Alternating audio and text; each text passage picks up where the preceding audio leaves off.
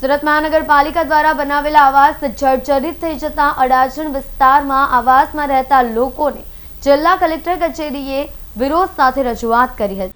સુરત મહાનગરપાલિકા દ્વારા અડાજણ, ભેસ્તાન, કોસાડ, જહાંગીરપુરા, પીપલોદ, વેસુ સહિતના વિસ્તારોમાં બનાવેલા આવાસ 7 થી 10 વર્ષ દરમિયાન જર્જરિત થયા હોવાના અહેવાલો ઘણીવાર આપણે જોવા મળ્યા છે। એમાં પણ આવાસમાં સ્લેબના પોપડા પડવાના ઘણા કિસ્સા બની ગયા છે, જેમાં અનેક લોકો ઇજાગ્રસ્ત બન્યા છે। ત્યારે અડાજણ વિસ્તારમાં આવાસ જર્જરિત થયા હોવાની ઘટના બની છે। અનેકવાર જર્જરિત આવાસમાંથી છતના પોપડા પડી જતા વિરોધ થયો છે, જે 7 વર્ષમાં જ આવાસ જર્જરિત થઈ ગયા છે। ગત રોજ પણ આવાસના પોપડા પડ્યા હતા। જર્જરિત આવાસમાં લોકો ભયના ઓથા હેઠે જીવી રહ્યા છે। આજે જર્જરિત થયેલા આવાસને પગલે ન્યાયની માંગ સાથે કલેક્ટર કચેરી પહોંચ્યા હતા। મનીષાબેન જાદવ, શું સમસ્યા છે તમારી?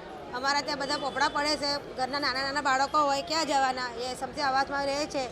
પછી આ લોકો નોટિસ આપે, અમને તો ખાલી કરવાનું કે પછી નોટિસ આપીને પછી તમે જાય કે પૈસા લેવા તરત આવી જાય પૈસા લેવા માટે અમારા પાસે। નાના નાના બાળકો ઘરમાં હોય, અમે રાતના દિવસમાં કંઈ પડી જાય તો ક્યાં જવાના? અમે અમારા પોતાના મકાન તોડીને અમને સમજે આવાસમાં નાખેલું છે। કઈ જગ્યાએ આવાસ ક્રોમાના પછાડી, એ સ્ટાર બજારના ક્રોમાના પછાડી। કેટલા પરિવાર રહે છે ત્યાં? 32 ઘર રહે છે એક બિલ્ડિંગમાં। 20 બિલ્ડિંગ છે, એમાં 32 ઘર, એક મકાનમાં 32 ઘર રહે છે। શું તમારી માંગણી છે સરકાર પાસે? એ અમારી માંગણી એ જ છે કે અમારે બિલ્ડિંગ વ્યવસ્થિત કરી આપો। અમારે તોડીને આપેલું છે તો વ્યવસ્થિત કરીને આપો ને અમને પછી। નહીં તો અમારા ઝોપડા હારા હતા એના કરતાં તો એ મોદી આપેલા અમને કંઈ ફરક જ નહીં પડતો, કેમ કે એ પોપડા પડે છે રાતના રાતના પડી જાય મરી જાય તો એનું જવાબદારી કોણ લેવાનું છે? અમારી કોઈ છે જવાબદાર લેવાનું? તો અમે પછી કંઈ માંગણી નહીં કરે અમારી।